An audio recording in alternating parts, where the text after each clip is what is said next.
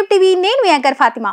కోల్కతాలోని RG Kar medical కాలేజీలో junior doctor అత్యాచారం హత్య ఘటన దుమారం రేపుతోంది. దేశవ్యాప్తంగా సంచలనం సృష్టించిన ఈ దారుణానికి వ్యతిరేకంగా డాక్టర్లు, మెడికల్ చేపట్టిన నిరసన ప్రదర్శనలు హింసాత్మకంగా మారాయి. మెడికల్ కాలేజీ క్యాంపస్ లోకి దూసుకెళ్లిన నిరసనకారులు అక్కడి ఆస్తులను ధ్వంసం చేశారు.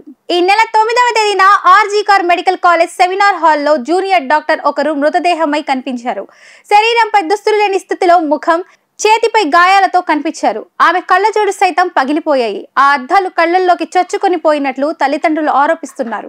హత్య చేయడానికి ముందు గుర్తు తెలియని వ్యక్తులు ఆమెపై గ్యాంగ్ రేప్ కు పాల్పడి ఉండొచ్చనే అనుమానాలు వ్యక్తమయ్యాయి.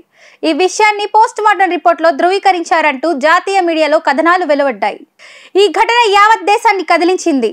ఈ కేసును పశ్చిమ బెంగాల్ ప్రభుత్వం సిబిఐకి అప్పగించింది. రంగంలో దిగిన సిబిఐ అధికారులు ఒకరిని అరెస్ట్ చేశారు. తృణమూల్, కాంగ్రెస్, బీజేపీ మధ్య మాటల యుద్ధం కొనసాగుతోంది. మమతా బెనర్జీ వెంటనే సీఎం పదవికి రాజీనామా చేయాలంటూ బీజేపీ డిమాండ్ చేస్తోంది. అసలైన దోషిని మమతా ప్రభుత్వం వదిలేస్తోందని బీజేపీ ఆరోపించింది. దోషికి టీఎంసీతో సంబంధాలున్నాయి కాబట్టే వదిలేసి ఎవరినో కేసులో ఇరికించే ప్రయత్నం చేస్తుందని బీజేపీ మండిపడింది. ఈ అత్యాచారం, హత్యంతనానికి నిరసనగా ఆర్జీ కార్ ఆసుపత్రి వద్ద బుధవారం రాత్రి మెడికోలు చేపట్టిన నిరసన కొవ్వొత్తి ప్రదర్శనలు హింసాత్మకంగా మారాయి. అర్ధరాత్రి దాటిన తరువాత నిరసనకారులు ఒక్కసారిగా క్యాంపస్ లోకి దూసుకెళ్లారు. విధ్వంసానికి దిగారు. ఆస్తులను ధ్వంసం చేశారు. పార్క్ చేసి ఉంచిన వాహనాలను ధ్వంసం చేశారు. వారిని అడ్డుకోవడానికి పోలీసులు చేసిన ప్రయత్నాలేవీ ఫలించలేదు. అడ్డుగా ఉంచిన బ్యారిగేట్లను సైతం దాటుకొని క్యాంపస్ లోకి ప్రవేశించారు.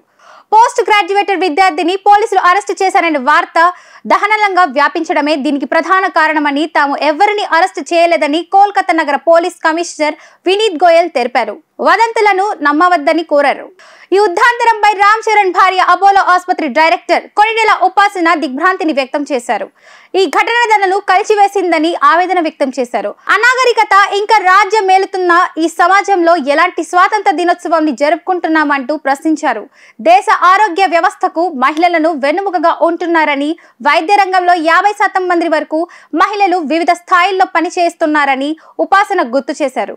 తమ కుటుంబ సభ్యులతో కంటే పేషెంట్లకు సేవలు అందించడం, ఆసుపత్రుల్లోనే మహిళలు అత్యధిక సమయం గడుపుతున్నారంటూ వివిధ సర్వేలు తేటతెల్లం చేశాయని పేర్కొన్నారు. ఉపాధి రంగంలో ప్రత్యేకించి హెల్త్ కేర్ లో మరింత మంది మహిళలు తీసుకురావాలనేది తన లక్ష్యమని, తాజాగా ఉదంతం దీన్ని మరింత బలపరిచేలా ఉందని చెప్పారు.